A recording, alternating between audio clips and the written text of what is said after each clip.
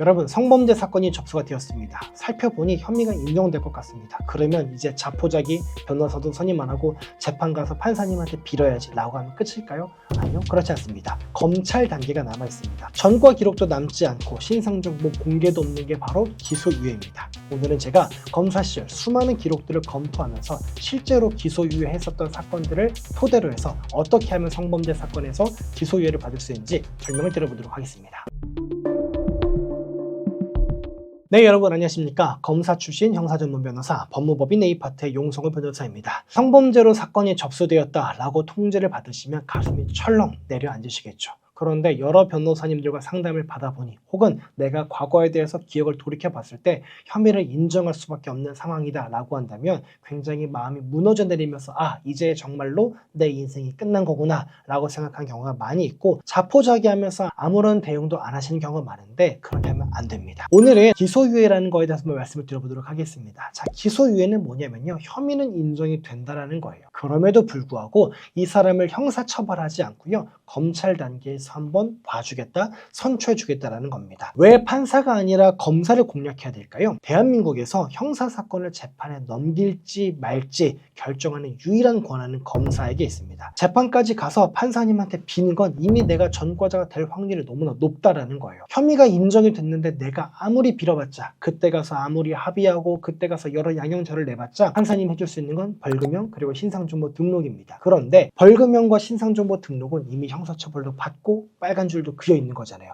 이런 전과조차 남지 않게 하는 거, 그게 바로 검사가 해줄 수 있는 기소유예라는 처분입니다. 성범죄 사건에서요, 기소유예를 부르는 세 가지 양형 자료가 있습니다. 이 세 가지 양형 자료라는 게 뭐냐면요, 저도 검사 시절에 이 세 가지 양형 자료를 기초로 과연 내가 기소유예를 할 것인가 말 것인가 판단을 했었습니다. 첫 번째는 뭐냐, 피해자와의 진정한 합의입니다. 피해자와의 진정한 합의라는 게 피해자한테 돈 줬습니다, 피해자가 합의서 써줬습니다, 끝, 이게 아니고요, 피해자와 합의한 다음에 피해자의 진심 어린 이제 탄원서, 제가 피의자와 합의했습니다. 그런데 피의자와 얘기해보니 이 사람도 이런 상황이 있었다라고 합니다. 그 사람이 죄를 저지른 것은 너무나 큰 잘못이고 저 역시 그로 인해 너무나 큰 피해를 입었지만 이 사람이 자신의 잘못을 진심으로 뉘우치고 있는 모습을 발견했습니다. 그리고 저도 합의금을 받는 것으로 끝나는 것이 아니라 이 사람을 진심으로 용서하고 싶다는 생각이 들었고, 무엇보다 이 사람이 재판에 넘겨져서 어떤 전과자가 되는 것보다 한 번 더 기회를 주고 싶습니다. 제가 기회를 준 것처럼 검사님께서도 이 피의자에게 기회를 주시길 바랍니다 라는 탄원서가 첨부된 합의서는 하늘과 땅 차이라는 겁니다. 그렇기 때문에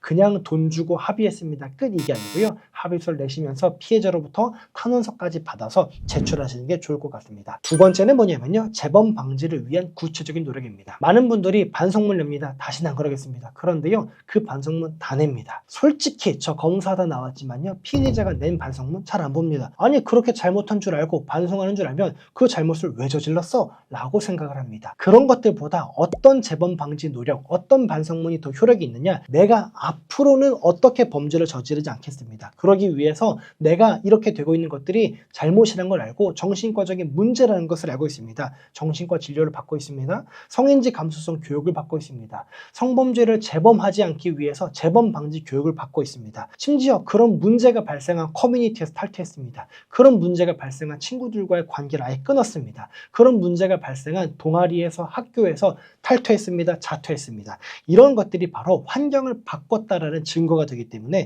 이 사람이 정말로 자신이 다시는 같은 범죄를 저지르지 않기 위해서 정말 모든 노력을 기울이고 있구나 라는 확신을 검사에게 준다는 것입니다. 세 번째는 뭐냐, 피의자와 다른 사람들 간의 사회적인 유대관계입니다. 그냥 탄원서를 내고 끝, 이게 아니고 이 사람이 원래 이 사건만 아니었으면 정상적으로 성실하게 자신의 가정에서, 직장에서, 일터에서 사회생활을 해왔던 사람입니다. 이 사람의 잘못은 너무 크지만 그것을 한순간에 일탈로 봐주시면, 그렇게 해서 선처를 해주시면 그 사람의 주변에 있는 우리가, 가족이, 친구가, 친척이, 지인이, 직장 동료, 상하급자가 이 사람이 같은 잘못을 반복하지 않도록 사회와 가정에서 본인의 역할을 충실히 수행할 수 있도록 옆에서 교도하고 교화하고 지켜보겠습니다 라는 것들을 제출하는 건 역시 큰 양형자가 될 수 있다는 것입니다.